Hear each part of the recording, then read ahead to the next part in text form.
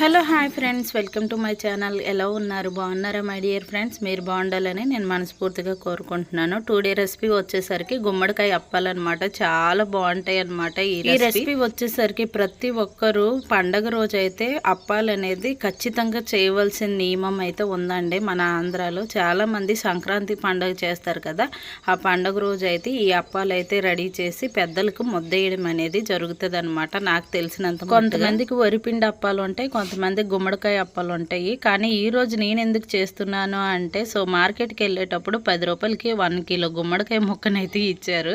So తీసుకొని వచ్చేసాం కదా, కూర చేస్తే మా వాళ్ళు అస్సలు తినరనమాట. అందుకోసమే ఇంకా ఈ రెసిపీ అనేది ప్రిపరేషన్ చేస్తున్నాను. 1 కిలో గుమ్మడికాయ ముక్కని చక్కగా తొక్క తీసి కట్ చేసేసి అనమాట. ముక్కల్ని చక్కగా కడిగేసి ఒక తెప్పల్లో అయితే ఈ ముక్కల్ని వేసేసి 2 గ్లాసుల వాటర్ని అయితే వేసామన్నమాట. వేసి మీడియం ఫ్లేమ్లో గ్యాస్ పెట్టి ఇలా ఉడకబెడుతూ ఉన్నాను గుమ్మడికాయ ముక్కని. 10 నిమిషాలు ఇలా గుమ్మడికాయ ముక్కని ఉడకబెట్టినట్టుగా అయితే చక్కగా ఆ ముక్క అనేది నేదురైపోద్ది అనమాట. సో అలాంటప్పుడు మనం ఏం చేయాలి అంటే, ఇలాంటి గరిటితోనో లేదంటే కవ్వం కుద్దుతోనో ఇలా చక్కగా కలిపేసి ఆ ముక్కల్ని గ్రేవీలా చేసేయాలన్నమాట. 1 కిలో గుమ్మడికాయ ముక్కలకి 1/2 కిలో బెల్లాన్ని అయితే వేస్తున్నాను నేను. కొంచెం స్వీట్ ఎక్కువ కావాలంటే కొంచెం 1/2కి ఎక్కువగానే వేసుకోవాలి. ఇక్కడ క్వాంటిటీ అయితే కరెక్ట్గా సరిపోద్దండి. 1 కిలో గుమ్మడికాయ ముక్కకి 1/2 కిలోకి కొంచెం ఎక్కువ అనమాట. ఒక 300 గ్రామ్స్ కానీ బెల్లం వేసుకున్నట్టుగా అయితే కరెక్ట్గా సరిపోద్ది గుమ్మడికాయలకి ఆ బియ్యం పిండికి. బెల్లం వేసేసిన తర్వాత చక్కగా ఇలా మూత పెట్టి ఇంకొక 5 నిమిషాలు ఉడికించినట్టుగా అయితే ముక్క అనేది చాలా చక్కగా ఉడికిపోద్ది అనమాట. ఇలా జ్యూసీగా తయారైపోద్ది. తల్లులు ఇక్కడ చూసారు కదా, గుమ్మడికాయ ముక్క అయితే చాలా గ్రేవీగా రెడీ అయిపోయింది అనమాట. అలాగే బెల్లం కూడా చక్కగా కరిగిపోయి ఇది ఒక జ్యూసీ లిక్విడ్ లా వచ్చింది కదా. ఇంకాస్త మగ్గనిచ్చిన తర్వాత ఇలా తగినంత సాల్ట్ని అయితే యాడ్ చేసుకోవాలి. ఎక్కువగా సాల్ట్ని అయితే యాడ్ చేయనంత అవసరం అయితే లేదండి. జస్ట్ లైట్గా వేస్తే చాలు. స్వీట్ ఐటమ్కి కరెక్ట్గా సరిపోద్ది అనమాట.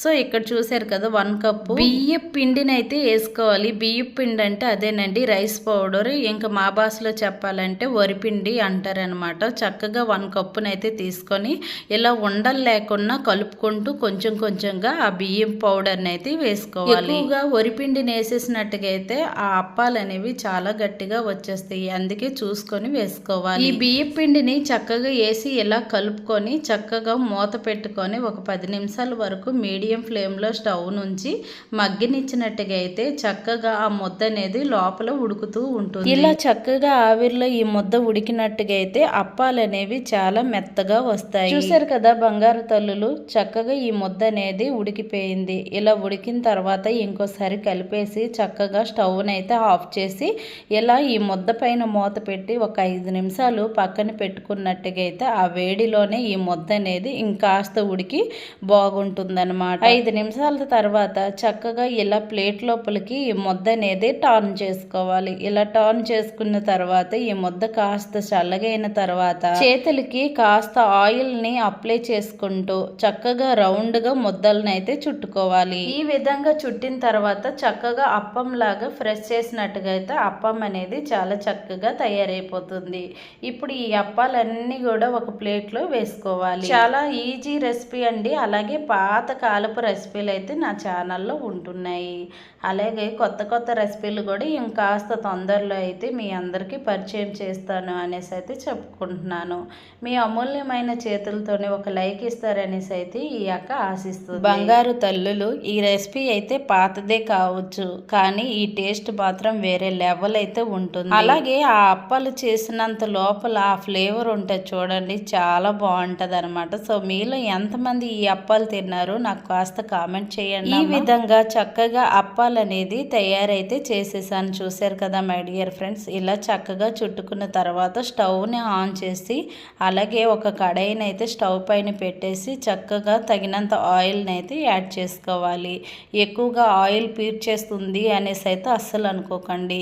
ఈ రెసిపీకి అంత ఆయిల్ అయితే ఏం తీసుకోదు. కొత్తగా నేర్చుకునే వాళ్ళు తినాలి అనిపిస్తే మాత్రం నిజంగా చెప్తున్నాను, ఒక్క 1/2 కిలో ముక్కతో ట్రై చేయండి. ఎందుకంటే ఇలాంటి రెసిపీలు అప్పట్లో అమ్మమ్మలు నానమ్మలు చాలా చక్కగా చేసేవాళ్ళు. ఇప్పటి వాళ్ళకి ఏంటంటే అంత క్లారిటీగా అంత చక్కగా వస్తుందో లేదో, మళ్ళీ ఆ ఫుడ్ అనేది వేస్ట్గా పడేస్తే మళ్ళీ బాగుండదు కదా. అందుకోసమే నేను చెప్తున్నాను, 1/2 కిలో ముక్క ముక్కను తీసుకొని వచ్చి తినాలి అనిపిస్తే చేయండి. టేస్ట్ చూసిన తర్వాత పర్ఫెక్ట్గా వచ్చింది అనుకుంటే మళ్ళీ ట్రై చేయండి. తల్లులు ఇక్కడ క్లారిటీగా ఇంకో విషయం కూడా చెప్తున్నాను. ఈ అప్పాలు ఆయిల్లో వేసిన తర్వాత స్టవ్ని మీడియం ఫ్లేమ్లో పెట్టుకోవాలి.